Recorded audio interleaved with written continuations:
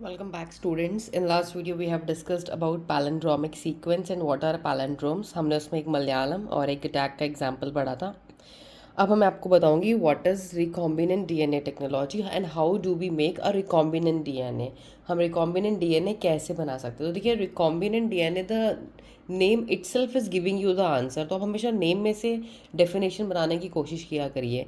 Recombinant मतलब क्या होता है? रिकम्बाइन, दोबारा से किसी चीज़ को जोड़ना, जो जैसी है उसको दोबारा से जोड़कर बनाना is known as recombination. So let's see now what happens in this process.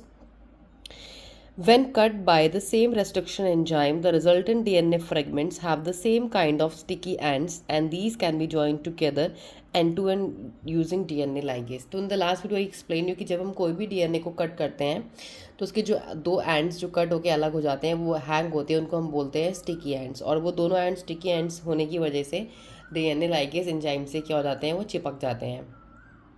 अब देखिए ये आपका एक फॉरेन डीएनए है, ये फॉरेन डीएनए है, ये एक वेक्टर डीएनए है. तो जो फॉरेन डीएनए में किसी भी ऑर्गेनिज्म से, सपोज किसी बैक्टीरिया से हमने ये डीएनए को निकाल लिया और हमने एक बैक्टीरिया की प्लाज्मिड निकाल ली है. प्लाज्मिड दोबारा से मैंने आपको बताया था वेक्टर होता है. वेक्टर मतलब plasmid is also a DNA but ये एक वेक्टर डीएनए है. तो अब देखिए हम क्या करेंगे, इस प्लाज्मिड में हम कट लगाएंगे. हमने इस प्लाज्मिड को यहाँ से कट लगा दिया और फॉरेन डीएनए को भी कट लगा के अलग अलग फ्रेगमेंट्स में बांट दिया. तो रेस्ट्रिक्शन एंजाइम से यहाँ पे भी कट करा, रेस्ट्रिक्शन एंजाइम से यहाँ पे भी कट करके स्पेस बना लिया. अब इस कट वाले डीएनए को हमने यहाँ पे क्या कर दिया, लाइगेट कर दिया. किससे करा? Ligases join the foreign DNA to plasmid. अब प्लाज्मिड जब कोई पर्पल कलर दिख रहा है, ये हमने डीएनए को ज्वाइन कर दिया. अब रिकॉम्बिनेंट डीएनए मॉलिक्यूल बन गया, मतलब दो डीएनए यहाँ पे ज्वाइन हो गया, फिर रिकॉम्बिनेंट डीएनए मॉलिक्यूल बन गया. अब ये जो प्लाज्मिड होता है ना, ये प्लाज्मिड की कैपेबिलिटी होती है कि ये इसको किसी भी बैक्टीरियल सेल के अंदर ले जा सकता है. अब ये प्लाज्मिड इसको बैक्टीरियल सेल के अंदर ले गया. अब इसको बैक्टीरियल सेल के अंदर क्या हुआ, ट्रांसफॉर्मेशन की प्रोसेस हुई. ई कोलाई हमारा होस्ट हो गया. अब ई कोलाई के अंदर ये नया डीएनए चले गया. तो जैसे ये सेल डिवाइड होगा, सेल जो डिवाइड होगा उसके अंदर भी ये न्यू डीएनए हमें मिलेगा. तो transformation is very important. Transformation से हमें ये पता चलता है कि क्या चेंज आ रहा है, क्या फिनोटाइपिक एक्सप्रेशन हो रहा है हमारा किसी भी बैक्टीरिया ऑर्गेनिज्म के अंदर. So this is a diagrammatic representation of recombinant DNA technology. You can make a foreign DNA and vector DNA. इसको आप कट करके शो कर देंगे रेसिस्टेंस एंजाइम से स्पेसिफिक पॉइंट में, इसको भी या फिर दोनों को आप लाइगेट कर देंगे. तो ये आपका रिकॉम्बिनेंट डीएनए बन जाएगा और ये पूरा आपका एक क्या है, प्लाज्मिड है. अब इसको आप किसी भी बैक्टीरियल सेल के अंदर क्या कर देंगे, इंजेक्ट कर देंगे और वहाँ पे फिर आप ट्रांसफॉर्मेशन की प्रोसेस देख सकते हैं. Let's come to the next topic now, separation and isolation of DNA fragments. तो हम डीएनए फ्रेगमेंट्स को कैसे सेपरेट करते हैं और कैसे उनको आइसोलेट करते हैं, तो हम इसमें पढ़ेंगे जेल इलेक्ट्रोफोरेसिस. तो देखते हैं जेल इलेक्ट्रोफोरेसिस क्या है. The cutting of DNA by restriction endonuclease results in the fragments of DNA. जब हम डीएनए को काटते हैं किससे, एक एंजाइम जिसका नाम है रेस्ट्रिक्शन एंडोन्यूक्लियस, तो डीएनए के क्या हो जाते हैं, फ्रेगमेंट हो जाते हैं, टुकड़े हो जाते हैं. These fragments can be separated by technique called known as gel electrophoresis. तो हम इस फ्रेगमेंट्स को अलग कर सकते हैं एक टेक्निक से जिसका नाम है जेल इलेक्ट्रोफोरेसिस. अब देखिए इसमें क्या होता है, since DNA fragments are negatively charged molecule. हमें पता है कि जो डीएनए होते हैं हमारे वो नेगेटिवली चार्ज्ड मॉलिक्यूल्स होते हैं. क्यों डीएनए नेगेटिवली? क्योंकि डीएनए में फॉस्फेट होता है, फॉस्फेट बैकबोन होती है और ये फॉस्फेट ग्रुप जो होता है वो नेगेटिवली चार्ज होता है. तो इसलिए डीएनए हमारा क्या नेगेटिवली चार्ज है. तो हम क्या करेंगे, since DNA negatively charge particles move, molecules can be separated by forcing them to move toward the anode under electric field through a medium. तो हम डीएनए नेगेटिवली चार्ज है उसको दूसरी साइड मूव करवाएंगे, फोर्स करवाएंगे कि वो नेक्स्ट तरफ मूव करें. कहाँ पे? पॉजिटिव तरफ मूव करें, एनोड की तरफ. किस में से? एक इलेक्ट्रिक, एक मैट्रिक्स की हेल्प से, एक मीडियम की हेल्प से. ये मीडियम एक जेल है यहाँ पे और यहाँ हमने वेल्स हैं, ये गड्ढे हैं, हमने यहाँ पे डीएनए को फिल कर दिया है. अब यहाँ से डीएनए को हम यहाँ पे इलेक्ट्रिक फील्ड देंगे तो डीएनए यहाँ से मूव करके कहाँ जाना शुरू कर देंगे, पॉजिटिव एंड की तरफ. The DNA nowadays the most commonly used metric is agarose which is a natural polymer extracted from seaweed. सबसे ज़्यादा हम जो इस टाइम पे मैट्रिक्स या मीडियम यूज़ कर रहे हैं इलेक्ट्रोफोरेसिस टेक्निक के लिए, वो हमारी एक जेल होती है, इसका नाम होता है एगारोस. कहाँ से मिलती है वो जेली? वो हमें नेचुरल पॉलीमर, सीवीड, समुद्री घास होता है जो सीवीड, समुद्र के जो प्लांट्स होते हैं ना, सीवीड अनवांटेड प्लांट्स जैसे हम वीड्स जिन्हें कहते हैं, वो समुद्र वाले हैं. ये यहाँ से हमें नेचुरल पॉलीमर मिलता है एगेरोस. इसको यूज़ करते हैं as a matrix. The DNA fragments separate according to their size through sieving effect provided by the agarose, तो डीएनए फ्रैगमेंट्स हमारे यहाँ पे सेपरेट होते हैं। कैसे सेपरेट होते हैं? According to the size, through sieving effect. Sieving effect देखिए क्या है। सीविंग इफेक्ट एक ऐसा इफेक्ट है which refers to the phenomenon where certain particles कह लीजिए और सबस्टांसेस कह लीजिए are separated based on their size और प्रॉपर्टीज। जब कोई भी पार्टिकल हमारा अपने साइज के अकॉर्डिंग सेपरेट होता है, इसे बोलते हैं सीविंग इफेक्ट। जैसे कि साइज के अकॉर्डिंग मतलब कि डीएनए को जब हम काटेंगे तो टुकड़ों में तो कुछ उसके बड़े टुकड़े भी होंगे, कुछ छोटे टुकड़े भी होंगे, ऑब्वियस है। तो कुछ पार्टिकल्स हमारे बड़े साइज़ के यहाँ होंगे, कुछ छोटे साइज़ के। तो मतलब साइज़ के अकॉर्डिंग आप देख सकते हैं यहाँ पे साइज़ का डिफरेंस आ रहा है। तो सीविंग इफेक्ट में हम क्या करते हैं, जब हम एक मैकेनिज्म से उसको पास करते हैं, फिल्टरिंग मैकेनिज्म से, तो वो सेपरेट हो जाते हैं। तो that is known as sieving effect. तो हम सीविंग इफेक्ट से उनको सेपरेट करेंगे। Hence the smaller the fragment size the farther it move. जितना छोटा डीएनए का टुकड़ा होगा वो उतनी ज़्यादा क्या होगा, दूर मूव करेगा। आप देख सकते हैं डीएनए यहाँ डालें, यहाँ पे हमने इलेक्ट्रिक फील्ड अप्लाई किया तो डीएनए फ्रैगमेंट जो बड़े थे वो तो पीछे रह गए, बिकॉज बड़े हैं तो साइज़ बड़ा है, हैवी होंगे। जो छोटे डीएनए के स्मॉलेस्ट पार्टिकल्स वो कितनी दूर चले गए हैं, देखिए यहाँ से वो यहाँ पहुँच गए हैं। तो that is what known as sieving effect.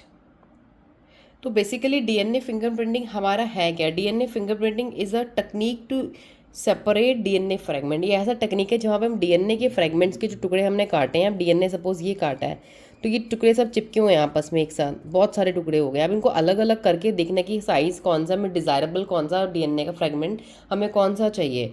तो it is use to separate DNA fragment according to their size. तो डीएनए के फ्रेगमेंट्स को उसके साइज़ के अकॉर्डिंग अलग करना, बड़े और छोटे।